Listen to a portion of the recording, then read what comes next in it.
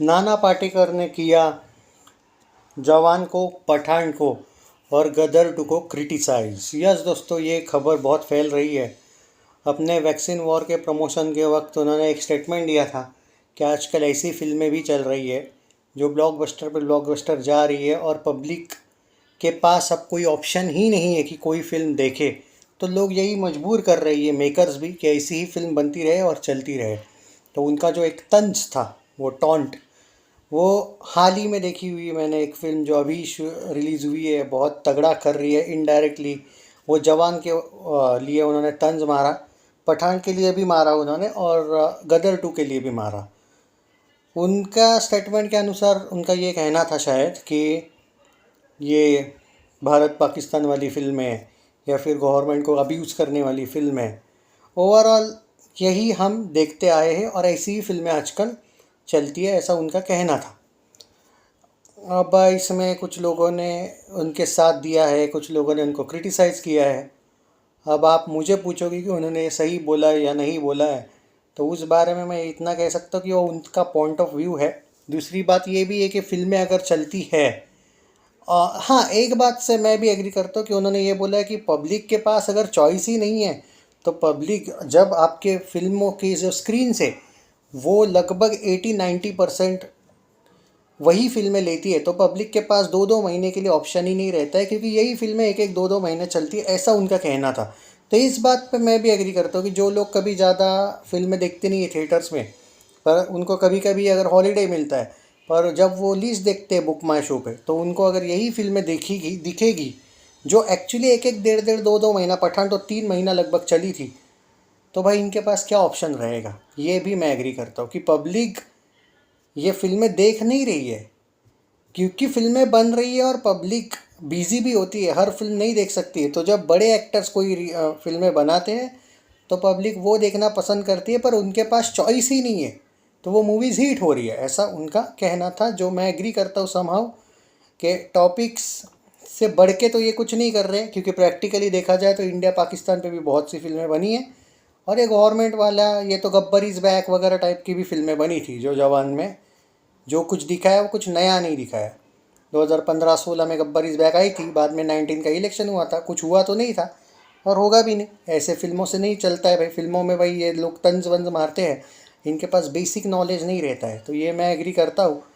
पर इससे कुछ होने नहीं वाला। मैं एक सीधी बात बोलता हूँ, पब्लिक चॉइस मैटर करती है भाई। अगर पब्लिक को ये फिल्में देखना पसंद है तो ये चलती रहेगी, क्योंकि इंडिया पाकिस्तान वाली बात में आप बोलोगे फिर तो सिंघम भी आ रही है, फिर तो टाइगर 3 भी आ रही है, उसमें भी वो रॉ और ये होगा। हाँ, तो भाई देखो, सीधी बात है, जो दिख रहा है और जो बिक रहा है, मतलब वही जो दिख भी रहा है वो बिक भी रहा है। तो भाई ये ज़्यादा मेहनत क्यों करेंगे मेकर्स भी।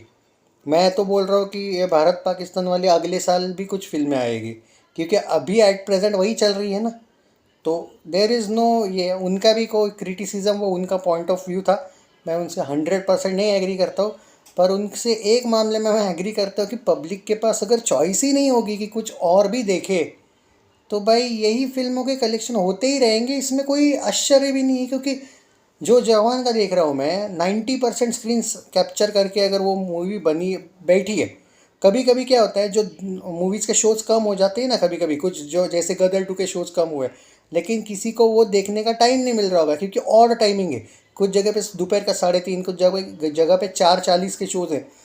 और लेकिन जो जिनके पास ऑफिस वगैरह, जिनका वक्त ये रहता है, वो लोग वही देखेंगे नहीं यार। सुबह 8 का देखो कभी कभी, या फिर रात के 8 का, तो कौन सा शो है वहाँ पे? जवान अवेलेबल, ना गदर, या फिर ना OMG, ना फिर ड्रीम गर्ल, तो कौन सी अवेलेबल है? वही।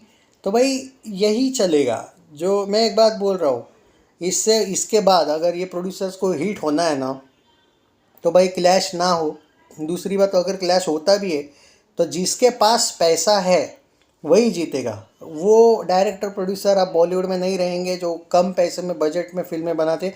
हाँ, रेयरली ऐसा हो जाएगा, जैसे सत्य प्रेम की कथा चल गई थी मेरे भाई, ज़रा हटके ज़रा बच के भी चल गई थी, एंड ड्रीम गर्ल 2 भी चल गई थी। ये लकी मैं एस्केप कह सकता हूँ, क्योंकि वो फिल्में चली इसलिए क्योंकि कोई बड़े एक्टर की फिल्म उस टाइम पे। हाँ, गदर 2 आई थी ऑब्वियसली, और गदर 2 ने बाप लेवल कमाई की, उसमें कोई शक नहीं है।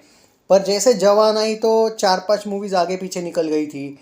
पठान आई थी तो शहज़ादा 1 वीक आगे निकल गई थी, बाद में डंकी आएगी, टाइगर 3 के वक्त भी ऐसा होगा कि कुछ फिल्में आगे पीछे निकलेगी। तो कहने का मतलब यही है कि जिसके पास पैसा है, क्योंकि भाई एकदम इजीली पोस्टपोन करना ये वही मेकर्स को पॉसिबल है जो YRF है, जो करण जौहर है, जो ज़्यादा स्क्रीन्स कैप्चर करने की हिम्मत रखते हैं, जिनके पास तगड़ा पैसा है। Red chillies entertainment, Shahrukh Khan की कंपनी, वही लोग इतना इजीली वो आगे पीछे कर सकते हैं फिल्में। बाकी प्रोड्यूसर्स तो घाटे में ही जाएंगे, यही चल रहा है अभी।